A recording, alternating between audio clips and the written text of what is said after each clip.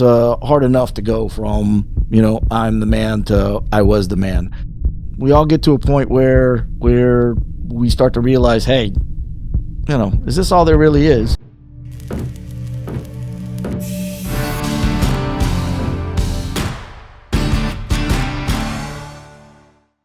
Those of us that are part of the last analog generation, and guys that are, 45 to 65 and beyond, we in our middle ages, we face all kind of reckonings, just in general. Hell, middle life, the transition from what you've been so accustomed to doing and grinding and working every day and starting to go through that midlife process is hard enough. I'm raising kids to hell. My kids are out of the house, and now I'm trying to take care of my parents the way they used to, take care of me when I was a kid. What's my worth? What's my identity? Everything I thought I was is gone or going out the window. Then, we're all in for a pretty disruptive time. I had a pretty big electrical construction firm, family-owned business, 75 years old, actually a little older. I pushed really hard for the types of technical changes that are coming at all of us at this point. I was just a little early.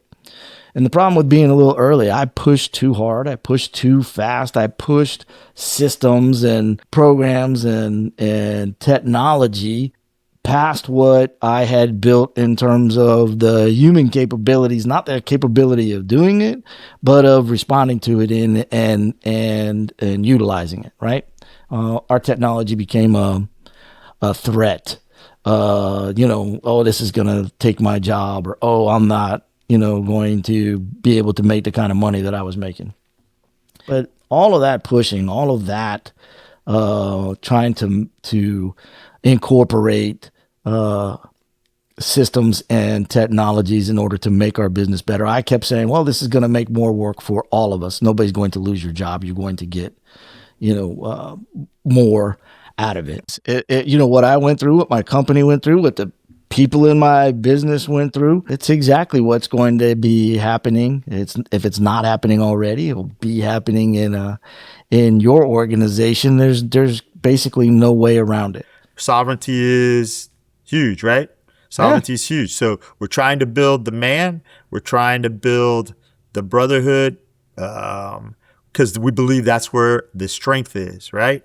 So, if we look at those two things, and we're building the individual, right? As we go along here, tell me about, just real quick, tell me about building that, building the guy, and then we're going to get back to building brotherhood, right? So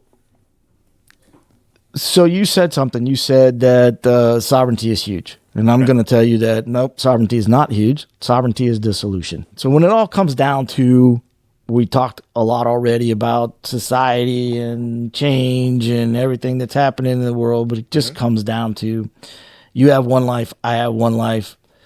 What we do with that life is really, all there is to it. That's the part of why we're here. It's, our journey, our individual path of what we're on, and the things that we did and are doing. And either that's developed by or pushed or controlled by somebody else, or you do it yourself, or you command yourself.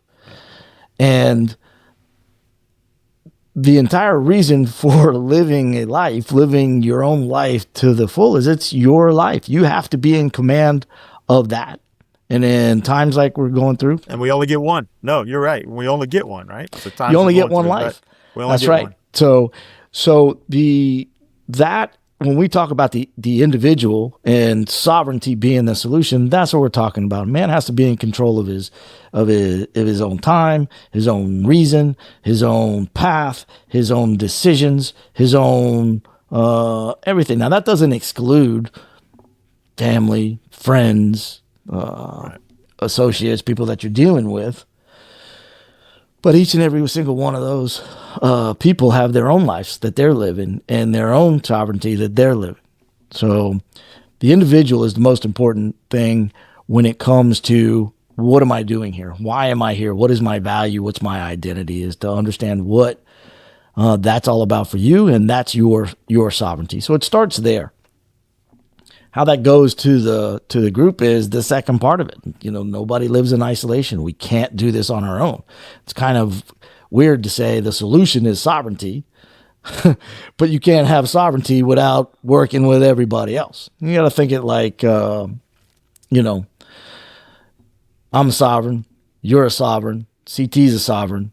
But in order to get something done that we all want to happen, we need to work together so that you reach your goals, he reaches his goals, and I reach my goals, because we can't do it on our own.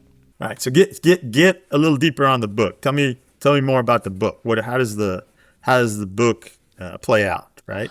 So the second half manifesto, how to stay dangerous when AI and society want you obsolete, and the second part of the book is the actual operating system, the sovereign's code, 22 elements of how to keep sovereignty in your life and in command of your own life, as opposed to giving it over to other people, other things, other parts of society that we've just taken for granted, or we're just on cruise control in the past. We try to handle all of these really tough issues and problems on your own. You're going to find that it's not just hard, it's almost impossible for one man to face all of these things that we're going to be facing, on his own. None of us is as smart as all of us. We can work together to help each other through the toughest of times, hold each other accountable, lift each other up when we need to, invest in each other's growth. Look, we're all facing a huge amount of disruption, the greatest disruption in the history of mankind.